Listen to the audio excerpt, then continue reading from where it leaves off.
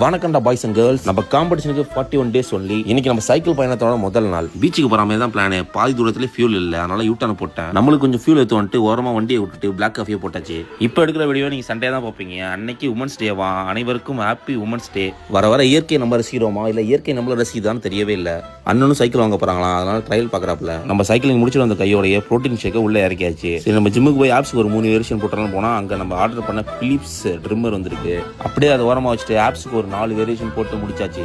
Bro பயங்கரமான ஆளு, posting பயங்கரமா பண்ணுவாப்ல. ப்ரோவோட போஸ்டிங் எல்லாம் பார்த்துட்டு வீட்டுக்கு வந்த கையோட முட்டையை உரிச்சு முழுங்கிட்டு நம்ம சமையலுக்கு தேவையான காய்கறிகளை கட் பண்ண ஆரம்பிச்சாச்சு. அதுக்கப்புறம் நம்ம முட்டையிலையும் ஸ்டார்ட் பண்ணுவோம்ட்டு 2 பக்கத்தை முடிச்சாச்சு. என்ன ஒண்ணு, தூக்கம் தான் அடிக்கடி வருது. நம்ம ரைஸ் எல்லாம் முன்ன மாதிரி சாப்பிட முடியாது. இப்ப மெஷர் பண்ணி தான் சாப்பிட்டாகணும். கார்போஹைட்ரேட்டுக்கு ரைஸ், புரோட்டீனுக்கு பீஃப். சனிக்கிழமை வந்தாலும் இடுப்புக்கு கீழே தான். ஃபர்ஸ்ட் வேரியேஷன் ஸ்குவாட் தான், அதை வீடியோ எடுக்கல. அதுக்கப்புறம் லெக் எக்ஸ்டென்ஷன் போட்டோம். அதை முடிச்ச கையோட லெக் பிரஸ் வழக்கம் போல இல்லாம வழக்கத்துக்கு மாறாக சிங்கிள் லெக் பிரஸ்.